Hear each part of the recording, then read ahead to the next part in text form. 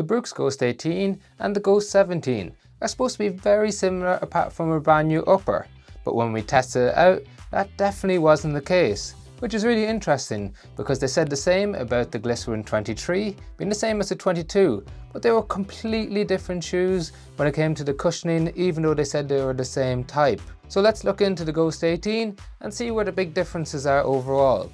Well, first of all, when we look at the midsole, according to Brooks, it's the same as the 17, 36.5 in the rear foot, 26.5 in the forefoot, giving you a 10mm drop. Well, when it was cut open by Run Repeat, they found that to be quite different. They measured 37.3 in the rear foot and 25.1 in the forefoot, giving you a 12.2mm drop. So those of you who are upset about the Ghost 16, moving to the Ghost 17 and changing from a 12mm to a 10mm drop, you can be really happy because this truly is now a 12mm drop again. The weight stays similar at 289 grams for a size 9 men's US. However, we've been told that the cushioning is the same with the DNA Loft V3 nitrogen infused, but it does feel different compared to the Ghost 17. So you're getting a slightly softer feel underneath the heel, a little bit more of a plush feel in my opinion, and that changes whether you're walking or running in it, which we'll touch on later on. You got the same outsole layout on the rubber grip, and slightly less rubber grip on the 18 than there is on the 17 in terms of thickness. And as we move up the shoe, we've got a different upper. So we've got now a triple jacquard mesh as opposed to the double jacquard mesh that we had in the 17. And that influences the feel underfoot because it's combined with a new tongue. So we've got a thin, non-gusseted tongue in the 18 rather than the padded one that we had in the 17.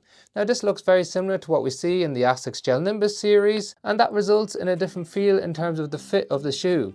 So both of them are true to size and length. However, in the 18, we have got a little bit more width in the shoe and a little bit more height in terms of volume. So slightly more space in there, but in the midfoot it does feel a little bit more than what it is because you don't have that thickness of tongue pressing against the upper part of your foot.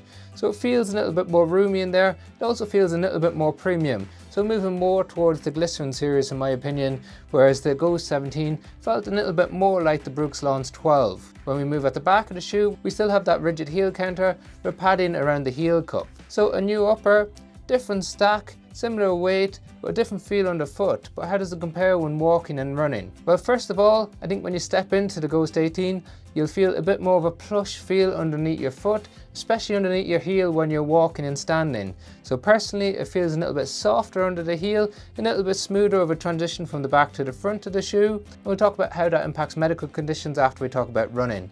But when you're walking and standing, it feels just a little bit more premium overall than what we have in the Ghost 17, which feels a bit more like a standard entry-level shoe.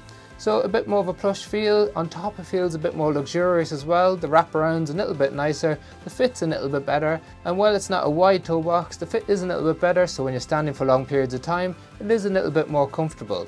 So it's definitely a shoe that you can use for walking around the city or for walking longer miles, plenty of grip for wet surfaces or if you want to walk on gravel. When it comes to running, well, I do think they're slightly different. It's a bit more of a plush feel, softer vibration absorption feel when you initiate contact on the heel. Whereas with the Ghost 17, it felt a little bit firm, a little bit flat underfoot. Now that being said, it still has the DNA Loft nitrogen infused cushioning, so while it feels a bit more plush underfoot, it doesn't have that energy return that something like the DNA Flash does that we see in the Hyperion series. So it's still your daily cruiser, a shoe for easy miles, a shoe for those recovery miles, or if you want to build up steady volume. It's a shoe that we often recommend to beginner runners or entry-level runners because it is a classic stable neutral shoe, does what it says on the tin, and it's a very reliable, very durable shoe overall. And then when it comes to medical conditions, well, obviously having a slightly higher drop means that it helps reduce the stress and strain on the Achilles tendon, especially if you're someone that stands for long periods of time. However, it does have a relatively flexible forefoot, which means the higher drop is going to place more pressure on the ball of the foot when you're standing, or if you're running, you're not going to get a huge amount of protection in there in terms of big toe arthritis. Also, if you're someone who suffers from issues with the ball of the foot, you're not getting a lot of protection in terms of flexibility, but even though it's wider than the previous version, it's still not wide enough, in my opinion, to allow your toes to splay normally. So overall, what we're looking at here is a slightly more plush feel underneath, a more premium feel on top, and to be honest, it feels a bit more like the Brooks Glycerin 22 than the Ghost 17. Is it worth upgrading?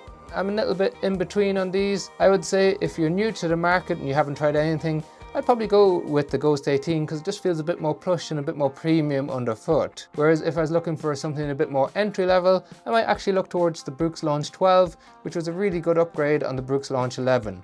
However, let me know your thoughts on this. Why do you think Brooks are giving us one stack height, whereas when it's tested, it feels different? They say the blend is the same, but like in the Glycerin 23, it definitely feels different underfoot. Otherwise, we've got links to the shoes in the description below.